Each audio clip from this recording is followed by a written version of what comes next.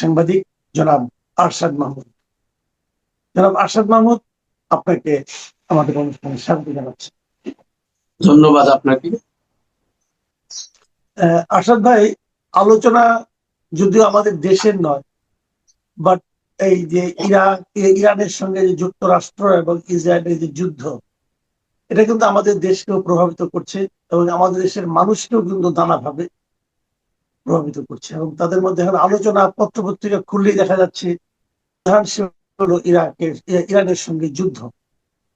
এবং এই যুদ্ধ কতদিন টিকবে, এই যুদ্ধের কেন এই যুদ্ধ অপরিহার্য ছিল, আদৌ কি ছিল? এবং প্রথম দিনেই এতগুলি স্কুলের প্রায় 165 জন বাচ্চা বাচ্চা শিশু তারা মারা গেল, তাদের উপর বোমা ফেললো। এবং এই যুদ্ধের মাধ্যমে আমরা আসলে মানে বিশ্বই আসলে কি পাচ্ছি, বিশ্বের জন্য লেসনটা কি আসলে? আচ্ছা, এটা নিয়ে আমি একটা পোস্ট দিয়েছি 2 দিন আগেই, প্লাস গত জুনে যখন তারা আবার ইসরায়েল এবং আমেরিকা মিলে ইরাক, তখন আমি একটা লিখেছিলাম। এবং আমার কিছু ব্যক্তিগত অভিজ্ঞতা আছে এখানে। সেটা হলো আমি 92 সালে জেফারসন ফেলো ছিলাম হাওয়াইতে, হনুলুলু। তো সেখানে ওটা হলো আমেরিকার পেকম বলে আর কি, প্যাসিফিক কমান্ড, মানে আমেরিকান নৌবাহিনীর মূল সদর দপ্তর সেখানে। তো তখন যেহেতু আমরা হাওয়াইতে ছিলাম, তো আমাদের একটা ওই পার্ট অফ দ্য প্রোগ্রাম ছিল আমাদেরকে পেকম কমান্ডারের সঙ্গে একটা বৈঠক করানো। তো আমরা সেখানে গেলাম। তার নাম ছিল অ্যাডমিরাল চার্লস লারসন।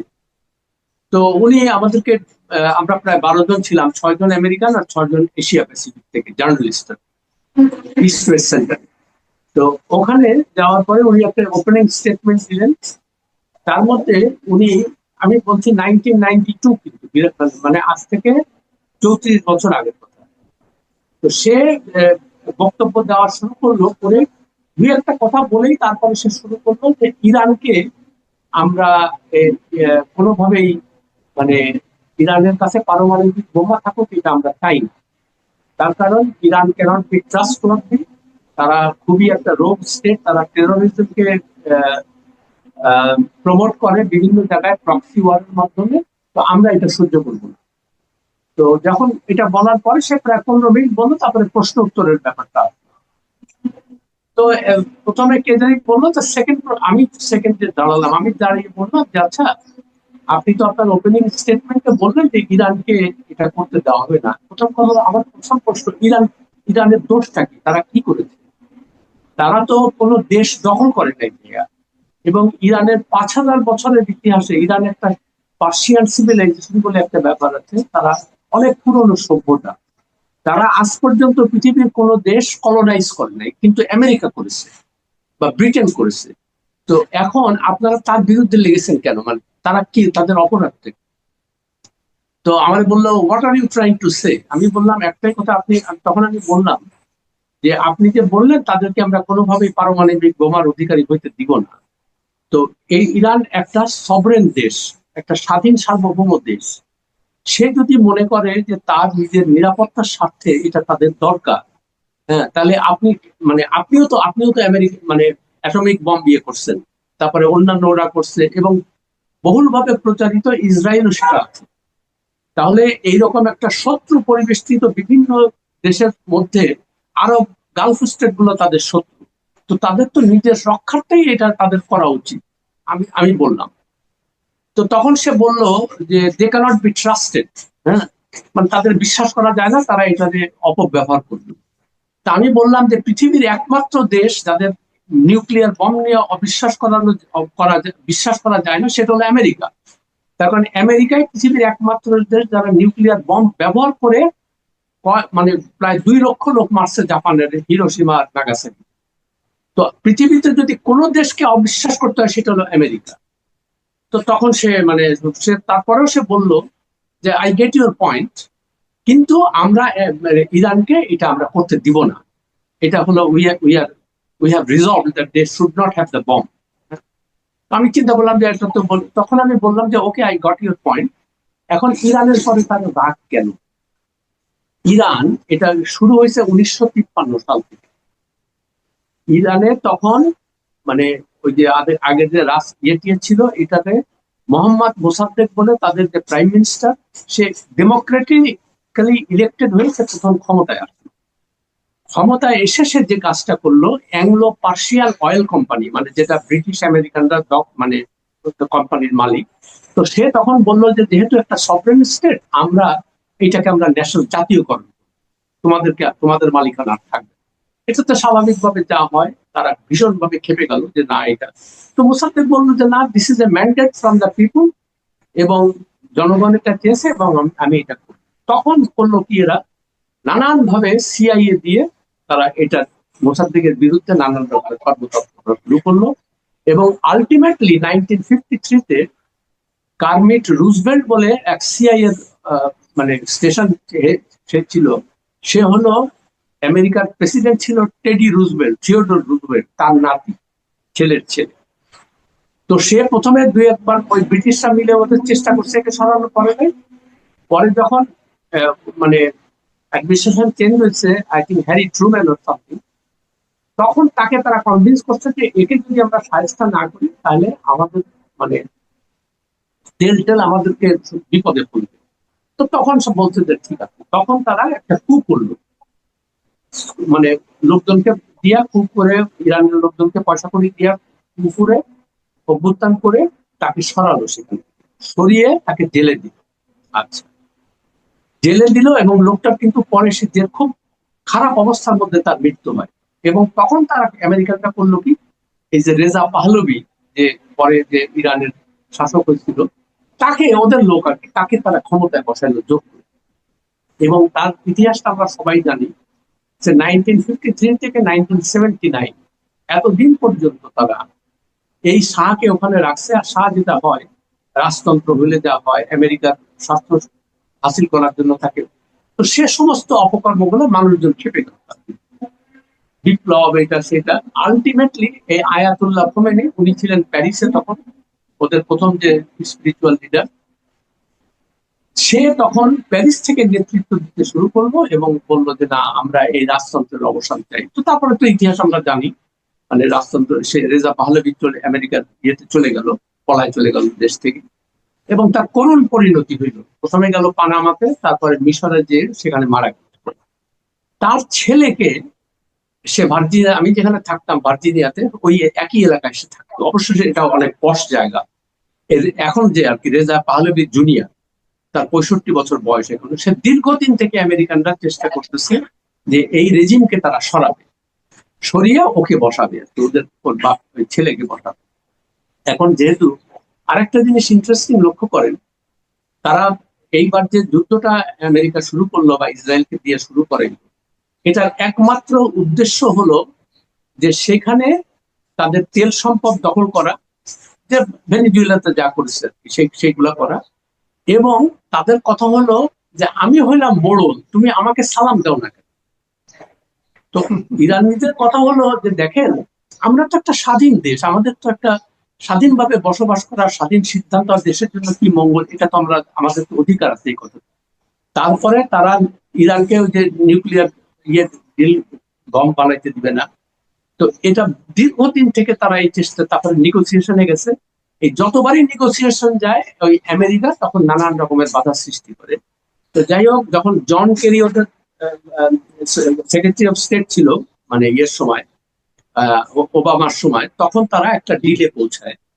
এবং ডিলেটা বলে যে ঠিক আছে, আমরা ইউরেনিয়াম এনরিচমেন্ট করবো না, এবং আমাদের শুধু শান্তিপূর্ণ পারপাজের জন্য আমরা এটা ব্যবহার করবো। ট্রাম্প এসে বললো যে না, এগুলো আমি কিছু মানি না।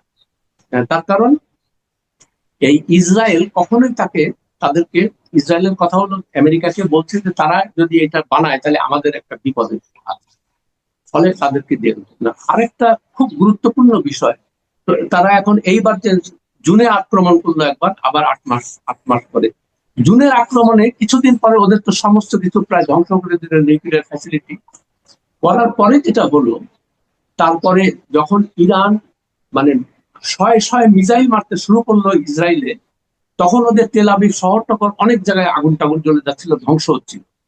আমেরিকা করলো কি, হঠাৎ করে বললো যে ঠিক আছে, আমরা এখন যুদ্ধবিরতিতে যাব। এখন ওদের ইসরায়েলের যে আয়রন ডোম যেটা আছে, মানে ওই ওই মিসাইলকে, অ্যান্টি মিসাইল যে ডিফেন্স সিস্টেম, এটা কাজ করতেছিল না। তখন আমেরিকা এই সুযোগ নিয়ে বললো যে ঠিক আছে, আমরা যুদ্ধ করবো না, আমরা আসলে নেগোসিয়েশনে যাই। এটার সম্পূর্ণ উদ্দেশ্য ছিল ওই আয়রন ডোম গুলোকে আবার নতুন করে বানায় আবার ইসরায়েলকে সুরক্ষা দেওয়া। যেই সেটা কমপ্লিট হয়েছে 8 মাসের মাথায় আবার তারা আক্রমণ করছে, হ্যাঁ? এবং রেজিম চেঞ্জ। আচ্ছা, তারা বলে যে এই যে আলী খামেনি অত্যন্ত আনপপুলার লোক, এটা সেটা, কিন্তু একটা জিনিস লক্ষ্য করেন, সে যদি এতই আনপপুলার হয়, তাহলে হাজার হাজার লক্ষ লক্ষ ইরানিরা তার তার ফিউনারেলে, মানে তার জানাজায় অংশ নিছে কেন? এটা তো বুঝতে হবে। তার কারণ তার, আমরা যতই বলি যে তার কোনো সমর্থন নাই, সে মানুষকে অত্যাচার করছে ওইখানে, ঠিক আছে, কিন্তু ইরানের যে আর্থিক, মানে অর্থনৈতিক যে অবস্থা খারাপ হয়েছে, সেটা আমেরিকান স্যাংশনের কারণে। গত 40 বছর থেকে তারা স্যাংশনের মধ্যে আছে, তারা তো কোনো কিছু করতে পারে না, এবং ইচ্ছা করে এটা করছে, ক্রিপল করে দেওয়ার জন্য চেষ্টা। আশা করি আমি বুঝাইতে পারছি ব্যাপারটা। ক্লিয়ার হয়েছে। কিন্তু এখন একটা ব্যাপার হলো যে এটার জন্য তো আমাদের উপর তো এখন কিছু প্রভাব পড়বে। এখান থেকে এখন আমাদের দিক থেকে কি করণীয়? আম, আমি বাংলাদেশের পররাষ্ট্র মন্ত্রণালয় দেখবেন যে একটা বিবৃতি দিয়েছে। জি, তো সেটা তো যে কোনো দেশের বিবৃতি, সে বিবৃতিটা মানে না কি, দড়ি মাছ না ছুঁই পানি। এখন আমাদের এটা বাস্তবতা হলো যে আমাদের প্রায় 20 লক্ষ লোক মিডল ইস্টে কাজ করে বিভিন্ন দেশে, সৌদি আরবে সবচেয়ে বেশি। স্বাভাবিকভাবে যে কোনো সরকার ক্ষমতায় থাকলে তারা চেষ্টা করবে যে আমরা এমন কিছু বলবো না বা করবো না যাতে করে ওই গালফ স্টেটের, মানে রাজারা আমাদের উপরে নাখোশ হয় এবং আমাদের লোকজনকে বের করে দেয়। সেটা বুঝতে পারি। কিন্তু আমি যদি নিজেকে স্বাধীন রাষ্ট্র হিসেবে বলি, তাহলে তো আমাকে এটা তো বলতে হবে যে একটা বিদেশি শক্তি এসে একটা সভরেন কান্ট্রির যে হেড অফ দ্য স্টেট, যে তাকে মেরে ফেলতেছে, এটা কেমন? এটা তো অগ্রহণযোগ্য। আমরা তো দুই দিকেই দেওয়া, কিন্তু দেখেন সেখানে ইসরায়েল আর আমেরিকার কোনো নামই নেই। তো সেটা আমি বুঝতে, আর এদের কাছ থেকে আমি সেটা আশাও করি না। তার কারণ যেটা বললাম যে আমাদের কতগুলো কম্পালশন আছে। কম্পালশন, আমাদের সবচেয়ে বড় যে কম্পালশনটা, সেটা হলো আমাদের শ্রমিক বা যারা ওখানে কাজকর্ম করে তাদেরকে রক্ষা করা। বিকজ আপনারা জানেন যে আমাদের রেমিটেন্স যোদ্ধা আর কি, তারা প্রায় 22 থেকে 24 বিলিয়ন ডলার আমাদের ইনকাম করে। আমাদের ফরেন এক্সচেঞ্জ রিজার্ভের বিরাট অবদান তাদের আছে। তো এইগুলা বুঝতে পারি। আর দ্বিতীয় যে শকটা হবে সেটা হলো যে তেলের দাম বাড়বে, গ্যাসের দাম বাড়বে। এটা অবভিয়াস। তার কারণ কাতার কিন্তু মানে largest supplier of natural gas, আমরা সেখান থেকে কিনি। তো কাতার অলরেডি তাদের টার্মিনাল, ওই মানে গ্যাস টার্মিনাল তারা বন্ধ করে দিয়েছে। তারপরে হরমুজ প্রণালীতে যেখান থেকে তেলের জাহাজগুলো, সেটাও ইরান বলছে যে এখানে কোনো জাহাজ ঢুকলে, ফলে এখন পুরা ঘুরে আসতে হবে, মানে কেপ অফ উত্তম আশা অন্তরিক ঘুরে তারপরে আসতে হবে। যার ফলে জাহাজ ভাড়া বাড়বে। জাহাজ ভাড়া বাড়লে তো জাহাজ কোম্পানি তো আর এগুলো দিবে না, জাহাজ কোম্পানি কনজিউমার যারা, তাদের উপরে এটা স্বাভাবিকভাবে আমাদেরকে বুঝে দিতে হবে যে তেলের দাম বাড়বে এবং আমাদের ইকোনমিতে একটা প্রভাব পড়তে বাধ্য। তো সেটা এখন সরকার কিভাবে ট্যাকেল করবে সেটা আমি আমার ধারণা যে তারা এটা নিয়ে চিন্তা ভাবনা করছে এবং কিছু কিছু একটা করবে আর কি। I don't know. আচ্ছা, এখন আমরা একটু আমাদের জাতীয় রাজনীতিতে আসি। হ্যাঁ, একটা দুটো বিষয় লক্ষ্য করেন। একটা হলো যে এই মাসে 1 সপ্তাহ পর থেকে জাতীয় সংসদের যাত্রা শুরু হচ্ছে, এবং এই সংসদে যাওয়ার আগে বিএনপির পক্ষ থেকে জামাত ইসলামকে বলা হয়েছে যে ডেপুটি স্পিকার হিসেবে আপনারা কাকে মনোনয়ন দিতে চান, নামটা আমাদেরকে দেন।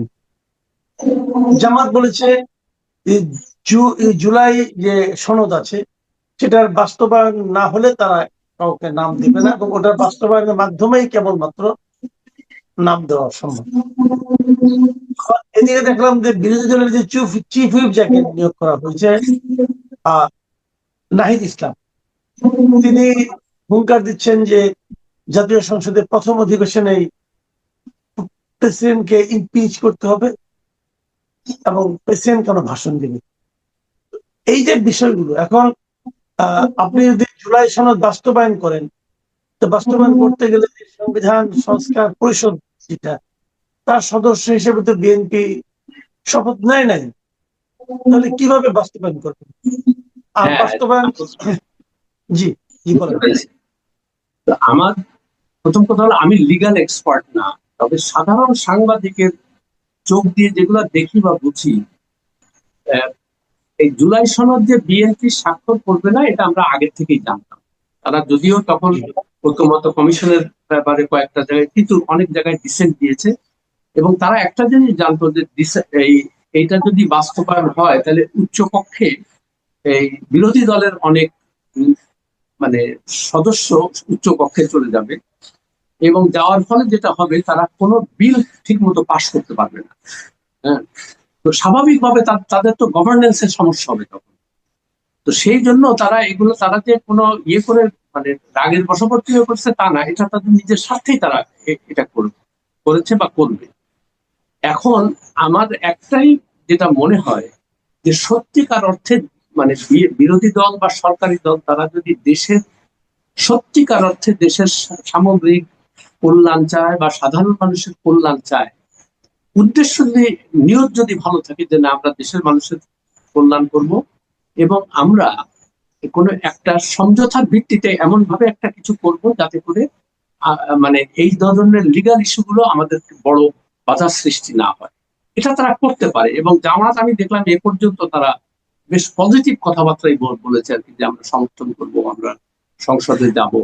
এখন নাহিদ ইসলামের ব্যাপারটা আমি কিন্তু খুব একটা গুরুত্ব দেই না, বিকজ তারা জামাতের কান্দে ভর না দিলে তাদের কোনো অস্তিত্বই থাকতো না। এবার তারা যে হারে লুটপাট করছে এই এনসিপি, এদের কিন্তু অস্তিত্বই থাকতো না।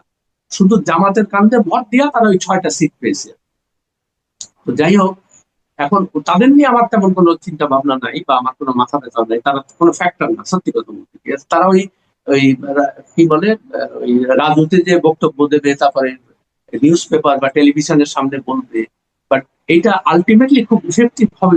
ইফেক্টিভটা হবে কিসের জন্য? জামাতের কারণে, বিকজ তাদের একটা বড় দল মানে ইয়ে আছে, মানে সংখ্যা কি বলে রিপ্রেজেন্টেশন আসে আসে পার্লামেন্ট, কেমন এটা তো অস্বীকার করার উপায় নেই। এখন জামাতের আমির যে বারবার করে বলতেছে যে দেশের স্বার্থে আমরা অনেক কিছু মেনে নিই, তো ভালো কথা, আমরা সেটাই তো দেখতে চাই। আমরা সাধারণ মানুষ কি চাই? যে আপনারা পার্লামেন্টে মারামারি করেন না, আপনি আমাদেরকে কৃষকের যে আহ, সারের দাম কমাবেন, তারপরে রাস্তাঘাট যেন ভালোভাবে চলে, শ্রমিকের যেন ন্যায্য বেতন পায়, শ্রমিককে যেন রাস্তায় নেমে আবার গুলি খাইতে না হয়, এই জিনিসগুলো আপনারা এনশিওর করেন। আর যার যাতায়াত ব্যবস্থার ভয়ানক খারাপ অবস্থা, সেগুলো আপনারা ঠিক করেন। মানে বেসিক যে জিনিসগুলো মানুষ চাচ্ছে, তার জন্য তারা চিন্তা করছে। হাসিনা তো করেই নাই, তারপরে এই মোহাম্মদ ইউনূসের সরকার এসে খালি নিজেরাই বাটপাড়ি করছে আর নিজেদের স্বার্থ রক্ষা করছে, আর কিচ্ছু করে নাই। এখানে আর একটু বলে দেখি, দেখেন কি আশ্চর্য ব্যাপার। সে মানে ইলেকশন হয়েছে 12 তারিখে, সে 10 তারিখে নিজের জন্য সুরক্ষা নিছে, ভিভিআইপি তাকে ইয়ে দিতে হবে। ভাই আপনি যদি এত পপুলার লোকই হন, এত ভালো মানুষ হন, তা আপনার কাছে ভয় কি আছে? আপনি তো বলবেন দেশের জনগণ আমাকে রক্ষা করবে। তো এই যে মানে সরকারি সুযোগ সুবিধা নিতে নিতে এদের লোভ এই পর্যায়ে গেছে যে আমাকে এখন, আমি তো রাজা রাজা ছিলাম, অতএব আমার আমার পিছনে এখন পেয়াদা থাকতে হবে, গাড়ি থাকতে হবে, স্কট থাকতে হবে, নাহলে আমি কিসের দাম হইলাম। তো এই যে মানুষ এগুলো বুঝে গেছে, বুঝলেন? তো যাই হোক, আবার তার একজন দেখলাম বলতে যে এটা তো আগেও ছিল। আরে ভাই, তত্ত্বাবধায়ক সরকারের প্রধান আর ইন্টারিম গভর্নমেন্টের প্রধান কি এক জিনিস? না, আগে এটা তো কিন্তু অন্যরকম ছিল। আসাদ ভাই, আমি আপনাকে একটু স্মরণ করিয়ে দেই। আগে যেটা ছিল সেটা ছিল 3 মাসের জন্য, এবং হ্যাঁ, 3 মাসের জন্য সেখানে ছিল 4 জন লোকের জন্য ছিল। একজন হলো প্রেসিডেন্ট, প্রধানমন্ত্রী, তত্ত্বাবধায়ক সরকারের প্রধান উপদেষ্টা, এবং তত্ত্বাবধায়ক সরকারের দায়িত্ব নেওয়ার পরবর্তী 3 মাসের জন্য বিরোধী দলের নেতা। এই আচ্ছা 4 জনের জন্য প্রত্যেকের জন্য মেয়াদ ছিল 3 মাসের জন্য। আর আচ্ছা, উনি সেটাকে করেছেন কেবল এক ওনার বছর অংশটিকে বাড়িয়ে করছেন 1 বছর। উনি কিন্তু অন্যদেরটা পারেন নাই, অন্যদেরটা 3 মাসই আছে, ওনার জন্য লাগবে 1 বছর। না, মানে এই লোকটা যে কি লেভেলের মানে মানে স্বার্থপর, মানে নিজের ব্যক্তি স্বার্থ ছাড়া তার কাছে কোনো কিছু ইম্পর্টেন্ট ছিল না। সেটা আমরা আমরা আপনার অনুষ্ঠানে বহুবার বলেছি, আমি লিখেছি বহুবার, প্রমাণ দিয়ে দিয়ে যে কিভাবে ব্যক্তি স্বার্থ হাসিল করেছে। এগুলো আর বলতে চাই না, আপনার দর্শকরা বোর হয়ে যাবে। তো আমার একটাই কথা, যে আপনি যে এই সম্মান নিয়ে আসছিলেন, আমরা সবাই আপনার পক্ষে ছিলাম, তারপরে আপনার বিরুদ্ধে এত মানুষ চলে গেল কেন? আপনি খালি সোশ্যাল মিডিয়াটা খুলবেন আর দেখবেন যে কিভাবে তাকে লোকে গালাগালি করে, এবং এটা তার নিজের, সবকিছু তার নিজের সৃষ্টি করা। হ্যাঁ, মানে এখন কি বলবো, আর দুঃখের জাতির দুর্ভাগ্য, আমাদের দুর্ভাগ্য, অথচ যে সুযোগটা তিনি পেয়েছিলেন, তিনি সারা জীবন ইতিহাসে অমর হয়ে থাকতেন। হ্যাঁ, যে ভালো কাজ। আমরা শেষ করবো, আমি একটু একটা জিনিস জানতে চাচ্ছি যে এই সরকার দায়িত্ব নিয়েছে তো প্রায় 20 দিন তো হয়ে গেল, আপনি কেমন দেখছেন 20 দিনে আপনার মানে ওই আচ্ছা, না আমি খুব কনফিউজ আর কি। কনফিউজ যেমন দুটো জিনিস খুব দেখলাম, যে তারা যে ইশতেহারে বলেছিল যে ফ্যামিলি কার্ড চালু করবে, সেটা তারা করতে যাচ্ছে, 10 তারিখ থেকে শুরু হবে। আর কৃষকদের 10,000 টাকা পর্যন্ত কৃষি ঋণ, এগুলো কিন্তু মেজর ডিসিশন, এবং তারা যে শুধু কথার কথা বলে নাই, তারা যে বাস্তব এটা করতে যাচ্ছে, এটাও তারা ইয়ে করে। তারপরে 25% মহিলাদের, তারপরে প্রতিবন্ধীদের জন্য আর বয়স্কদের জন্য যে ভাড়া কমাবে, এটাও একটা খুবই মানে জনকল্যাণমূলক সিদ্ধান্ত এগুলো। কিন্তু তারপরেও দেখেন কিছু কিছু জায়গায় এমনই সব ব্যাপার হচ্ছে যেগুলো আমি খুবই কনফিউজ আর কি। যেমন এই যে খুনের আশা, মানে খুনের সঙ্গে সম্পৃক্ত অভিযোগ আছে, তাদেরকে উনি মন্ত্রী বলেন। তো আপনি, আপনার উদ্দেশ্য যদি দেশ থেকে দুর্নীতি নির্মূল করা এবং আইনের শাসন প্রতিষ্ঠা করা, আইনের শাসন প্রতিষ্ঠা করার অর্থটা কি? যে আইন যেন কেউ প্রভাবিত না, যতই ক্ষমতাবান হন না, যেই হন, আপনি যদি অপরাধ করেন তাহলে আপনি আইনের আওতায় আনবেন, আপনি শাস্তি পাবেন। তো এখন আপনি যে এই খুনের মামলায় অভিযুক্তদের আপনি যে মন্ত্রী বানাইলেন, এখন আইনটা কিভাবে হবে? মানে পুলিশ কি তাই এই লোকদের পিছনে কোনো কেস আগায় নিয়ে যাবে? তাদের কি ধরবে? তো অসম্ভব। আর একটা জিনিস আমার ভালো লাগলো, যে উনি যে গাড়িতে ফ্ল্যাগ নিচ্ছেন না কিংবা কিছু। আর একটা কথা বলি, এখন দেখলাম যে অনেকে বলছে যে ওনার সিকিউরিটির ব্যাপারটা আরো যে চিন্তা করার দরকার। আমি মনে করি যে হাজার সিকিউরিটির ব্যবস্থা করলেও যদি কারো কপালে এটা থাকে, যেমন দেখেন প্রেসিডেন্ট কেনেডি মারা গেছে গুলিতে, কেমন রেগানকে গুলি করছিল। তারপরে এইখানে বাংলাদেশের অবস্থা দেখেন, এই যে এত ইয়েটির মধ্যেও তারা তো তাদেরকে তো রদ করতে পারে না। হম, তো সেই জন্য আপনি যত জনসম্পৃক্ততা বাড়াবেন, জনগণই হবে আপনার মূল নিরাপত্তার মূল ব্যক্তিগত। তো এই জিনিসটা আপনাকে বুঝতে হবে। আর 2 নম্বর কথা হলো, এই যে মন্ত্রীদের দেখতেছি বা প্রতিমন্ত্রীদের, ওই বিভিন্ন যে শহর টহরে যাচ্ছে, ওই ফ্ল্যাগালা গাড়ি উড়াইতেছে, মানে দেখো আমি ক্ষমতাবান। তো আমি তারেক রহমান সাহেবকে অনুরোধ করবো যে আপনি ইমিডিয়েটলি এই জিনিসগুলো বন্ধ করেন। এখন আপনারা কেউ রাজা বাদশাহ না, আপনারা দেশের জনগণের সেবক, এই জিনিসটা প্রমাণ করেন। সাধারণভাবে তার যে চলাফেরা, তার যে পোশাক আশাক, আমার কাছে খুবই ভালো লাগছে, যে কোন রকম মানে তো আশা করি যে এইগুলা তারা ভালো কাজ করবে। দেশের জনকল্যাণমূলক যে কাজগুলা, যেটা বললাম যে কৃষি ঋণ মাফ করা, তারপরে ফ্যামিলি কার্ডের, মানে গরিবদের যাতে সুরক্ষা হয়, গরিবরা যাতে মনে করে যে না, এটা তাদের দেশ, তারাই দেশের মালিক, আমাদেরকে দেখতেছে, এই জিনিসটা তাদের মাথার মধ্যে ঢুকাতে হবে। জি, অনেক ধন্যবাদ জনাব আশার মাহমুদ। প্রিয় দর্শক, এখন এ পর্যন্তই। আল্লাহ হাফেজ।